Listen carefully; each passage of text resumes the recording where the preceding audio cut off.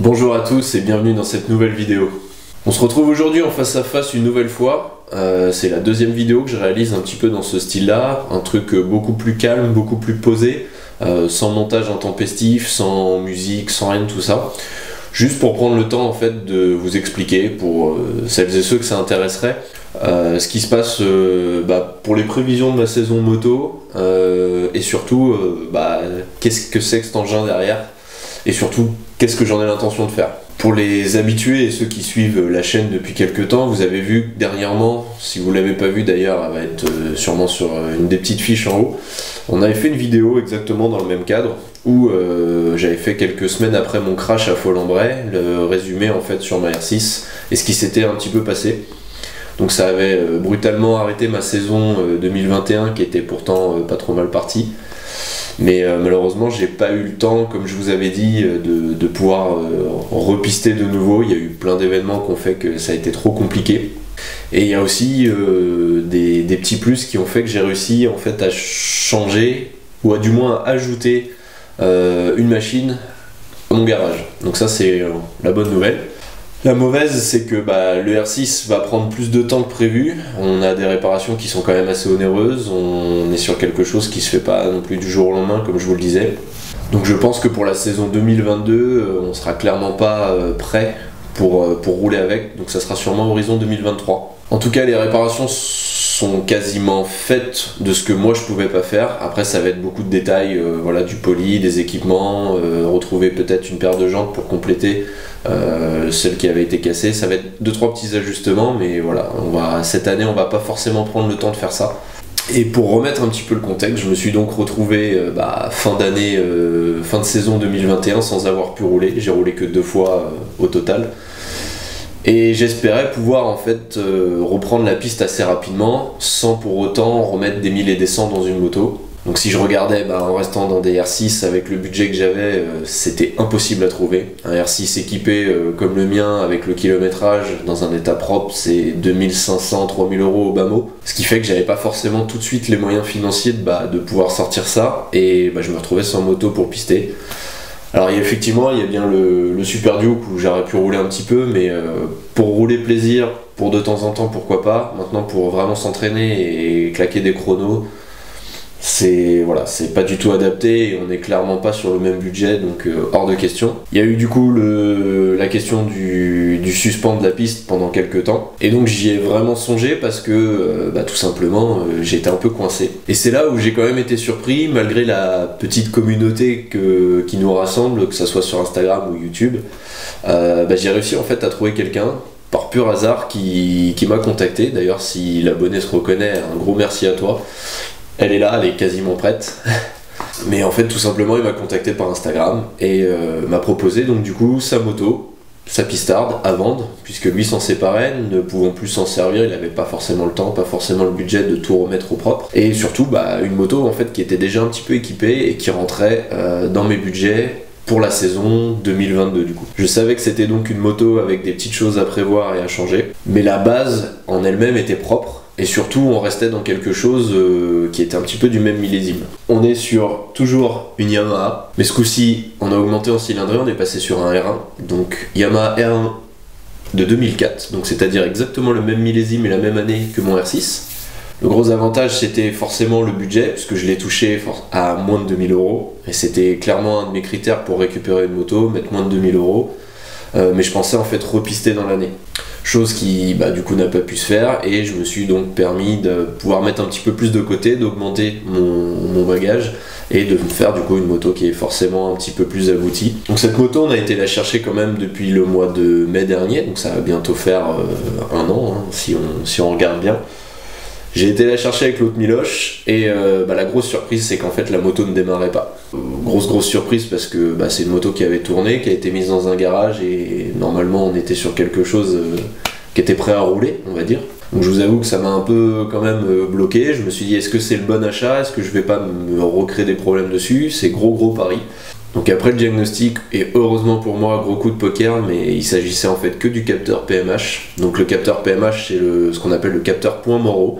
C'est ce qui va donner une information à la moto, et en fait sans cette information là, vu que le capteur ne fonctionnait plus, la moto peut pas démarrer. Donc tout tournait, on avait forcément tout qui était fonctionnel, sauf du coup le démarrage, et j'avais pas pu entendre le moteur. Donc il a fallu réussir à faire ce diagnostic là avant de pouvoir être sûr que la moto était, on va dire, roulable, parce qu'on savait pas au niveau de l'état de santé du moteur, on avait très peu d'informations.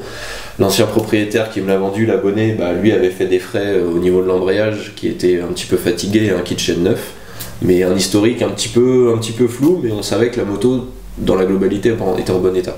Donc une fois cette panne trouvée, la moto démarre. Là, gros coup de chance, c'est que tout tourne parfaitement, le moteur a l'air d'être correct.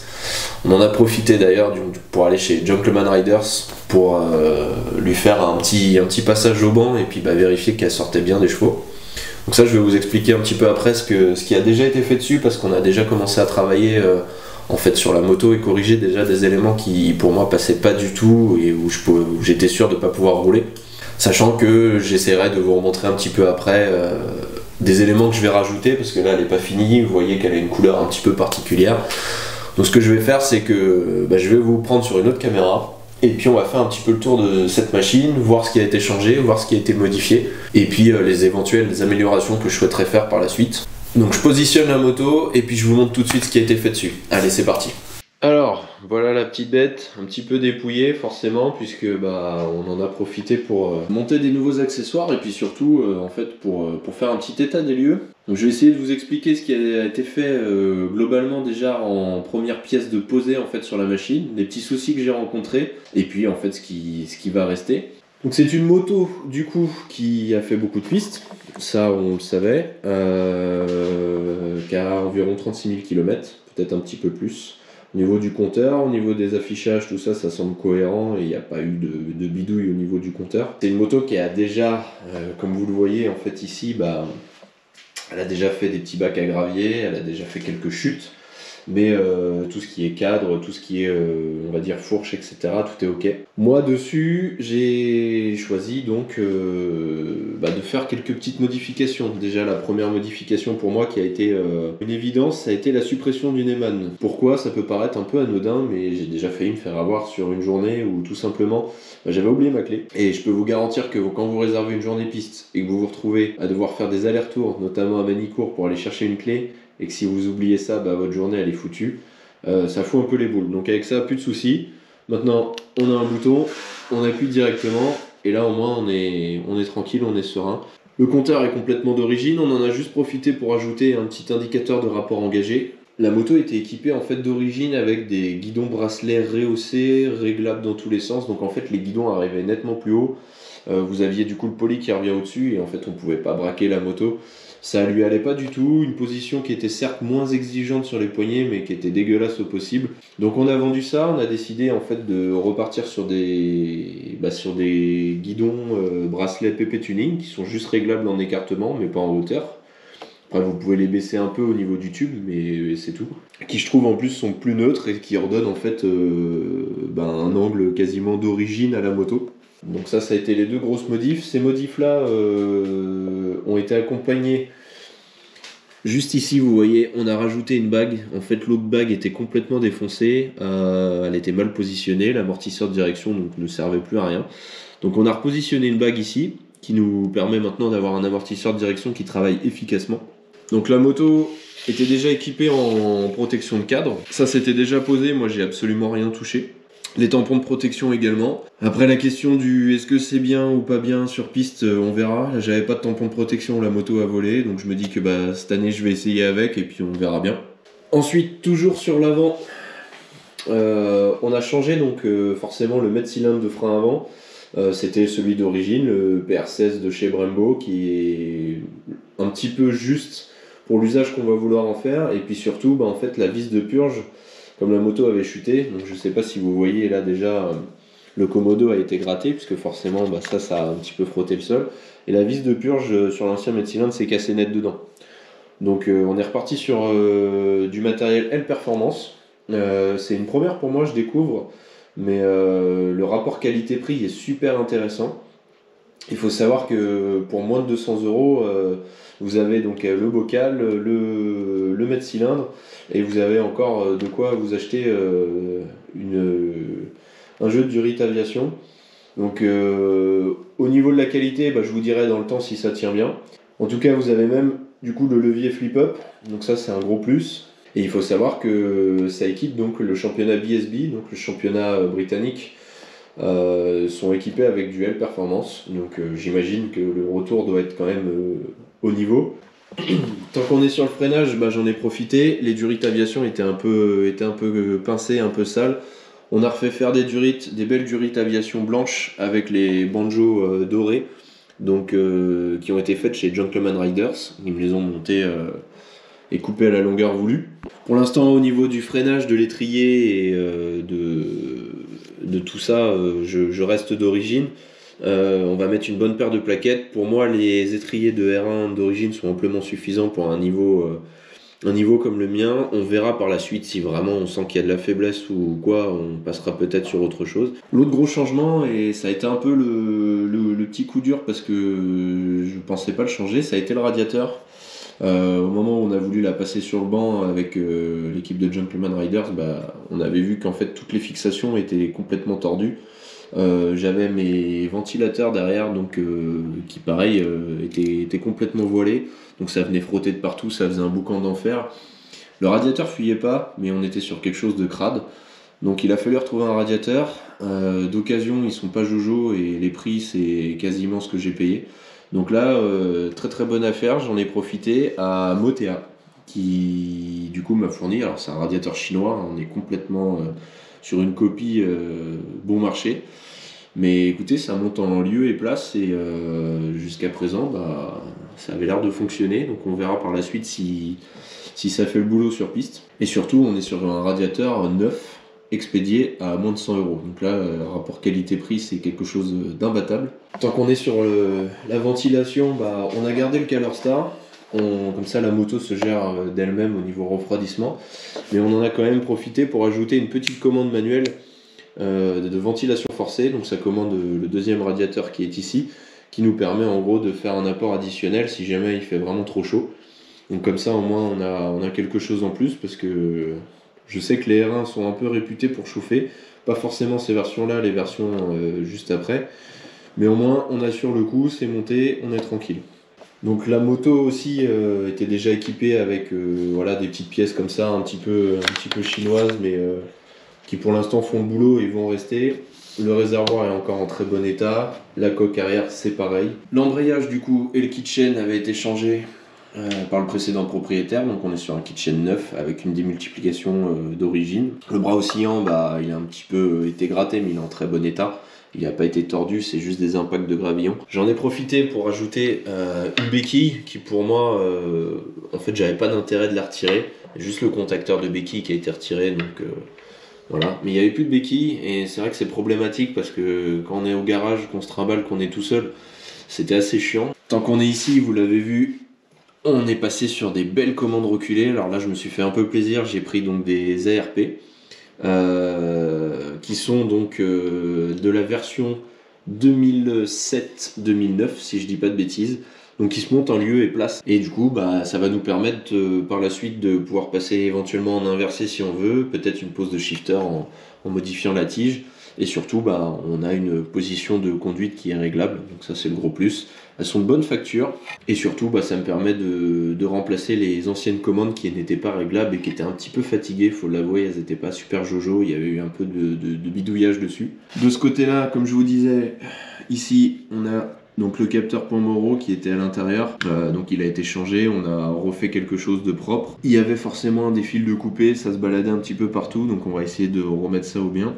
L'autre côté, donc vous voyez les commandes reculées côté frein, avec le petit bocal qui va bien et surtout on s'est fait plaisir, on a mis en fait un étrier arrière, donc L Performance comme je vous disais, avec la durite aviation blanche et surtout un arrière beaucoup plus qualitatif, donc étrier taillé masse L Perf, donc en inversé. D'origine ça passe sur le dessus, on a un étrier Nissin qui arrive par là, ouais à peu près c'est ça. Et le gros souci que vous avez, c'est que tout le monde connaît, c'est quand vous démontez votre roue, et ben tout tombe, vous devez tout remettre entre les entretoises, etc. Donc généralement ce qu'on fait, c'est qu'on monte entretoise fixe et on fait en sorte de fixer. Donc là avec une Brembo qu'on a retaillée et qu'on a adapté, qu'on a monté en fixe, pour pouvoir donc avoir cet élément qui ne bouge plus et pouvoir démonter sa roue facilement. Là j'ai juste à enlever mon axe et ça va assez vite. Je me suis fait plaisir, je me suis pris un petit disque de frein arrière là, un GRP allégé. Bon, je suis pas sûr que ça change grand chose ni le feeling, mais voilà, ça fait un petit peu plus esthétique et surtout on gagne un petit peu en poids sur des masses qui sont en mouvement. À savoir donc que la moto a été fournie avec pas mal de pièces détachées, donc j'ai des demi-guidons en plus qui sont un petit peu grattés, un petit peu abîmés, mais qui sont encore fonctionnels. J'ai des leviers, même si c'est de la chinoiserie, en rab. J'ai eu une paire de jantes, surtout ça c'était le top, une paire de jantes complète, donc roue avant, roue arrière, avec des pneus fluides montés. Comme ça je suis équipé, je pourrais changer mes pneus tranquillement. Bien sûr, il manque un bout du poli qui est un peu plus loin. Bon, il n'est pas super esthétique, mais il va faire l'affaire pour la saison. Et je pense que courant de saison prochaine, on changera et on fera quelque chose d'un petit peu plus qualitatif aussi. Ensuite, le dernier gros travail qui a été fait dessus, ça a été, vous le voyez, la fourche qui sort de chez Royal Suspension. Donc la fourche avait été révisée, préparée, mais il n'y avait pas vraiment de facture, on avait juste une information comme quoi Tech System avait mis un petit peu le nez dedans. Donc je sais qu'ils étaient pas trop mal réputés pour des préparations, qui ont fait des pilotes comme Lucas Mayas ou d'autres. Voilà, je sais pas ce qui a été fait, l'huile, la qualité, et je commençais en fait à avoir un joint spi qui avait tendance à couler un petit peu. Donc on est parti à Pont-à-Mousson voir Arnaud, qui nous a refait donc entretien fourche complet. On a tout vérifié, il m'a changé les spis. On en a profité pour vérifier qu'effectivement cette fourche elle avait déjà été révisée et qu'il y avait eu une préparation. Donc dans quelle mesure, difficile à dire, on verra au roulage. Pour lui c'est une bonne fourche, puisque c'est une fourche qui est montée d'ailleurs sur des R1 des années d'après. Donc à part quelques settings et adaptations, cette fourche là a fait quelques années, donc il n'y a pas nécessairement forcément le besoin de mettre des 1000 et des 100 pour mon niveau. Et surtout à l'intérieur, chose que je ne savais pas, lui il a retiré donc les butées hydrauliques qui servent notamment à la fin de course, de ce que j'ai compris. Ce qui est bizarre, c'est que la fourche elle a été vue par un préparateur et ça n'avait pas été fait. Donc lui, pour un usage 100% piste, m'a conseillé de les retirer, donc c'est ce qui a été fait. Il m'a aussi révisé donc mon amortisseur de direction complet, donc le Hollins qui en avait bien besoin parce qu'il avait pas mal de bulles d'air. Et il m'a fait un petit check-up du coup sur l'arrière. L'amortisseur a été démonté complètement. Le tout a été réglé, on a refait les courses mortes, les enfoncements, les précharges statiques, etc. Donc il a tout pris, j'ai une base de réglage et ensuite on affinera en fonction de mon ressenti et puis je pense des circuits. Et ensuite donc pour la partie moteur, on a fait un petit entretien, on a nettoyé les filtres à air, filtres à essence, les bougies, donc du coup 4 bougies iridium. On est reparti sur une vidange complète qui en avait bien besoin. On a glissé un petit peu de P18 et puis il faut savoir que la mamie sort ses chevaux parce qu'on l'a passé au banc chez Gentleman et elle est donnée pour 179 chevaux au moteur et 179 kg. Donc c'était des chiffres qui étaient top pour l'époque parce qu'on était au rapport 1 pour 1. Bon, on sait très bien que maintenant c'est complètement dépassé et que c'était des poids à sec avec des puissances au vilebrequin. Là en puissance chevaux moteur dessus, telle qu'elle est avec la ligne et il y a quand même un petit boîtier, un Power Commander 3. Donc avec une carto, je sais pas si elle est générique ou pas, mais en tout cas il y a une cartographie dessus. Elle sort 152 chevaux. Bon, je vous mets les images de la courbe. Donc vous voyez qu'au niveau du ratio air essence, on n'est pas au top. Il y a moyen de peaufiner tout ça, sachant que dessus, peut-être qu'on posera une petite paire de Venturi. On optimisera un petit peu tout ça pour avoir un réglage, mais là je pense que pour cette année ça ira très bien. On sera sur quelque chose qui déjà a nettement plus de pêche que ma R6. Donc voilà en gros ce qui a déjà été fait sur la moto. Je vous ai pas tout filmé parce que c'est vrai qu'il y a des trucs qui sont pas forcément super intéressants à vous montrer. Dessus on va essayer donc de remonter quelques accessoires, c'est ce que je vais vous montrer après. C'est du petit détail, mais c'est vrai que voilà, on essaye de fiabiliser les journées. C'est-à-dire que là vous voyez la maladie de toutes ces japonaises, les bouchons d'huile en plastique. avec la chaleur, ça colle. On n'arrive plus à les démonter, vous forcez un peu et puis du coup ça casse ici, ou alors vous prenez une pince et puis vous le cassez. Donc ça on va enlever, on va mettre ça avec des bouchons alu. On va préserver un petit peu notre radiateur chinois, on va en profiter pour qu'elle ait une belle grille de protection. Voilà, des petits éléments de protection aussi pour le bras oscillant. On va refaire un petit peu ça au propre. Et puis après, il ne nous restera plus qu'à mettre un beau poli, nous mettre ça en peinture, un bon réglage moteur, et puis je pense qu'on sera pas mal. Mais voilà, je voulais déjà vous la présenter dans son ensemble, un petit peu dans son jus.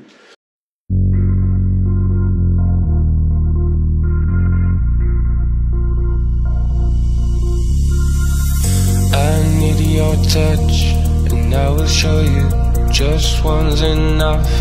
Our blood is flowing now, but no, go hard, but no, let's pop, but no. What am I doing wrong? I feel your clutch pulling me through. I try not to rush to impress you now, but no, go hard, but no, let's pop, but no. What am I doing wrong now? But no, go hard, but no, let's pop, but no. What am I doing wrong now? But no, go hard, but no, let's pop, but no. What am I doing?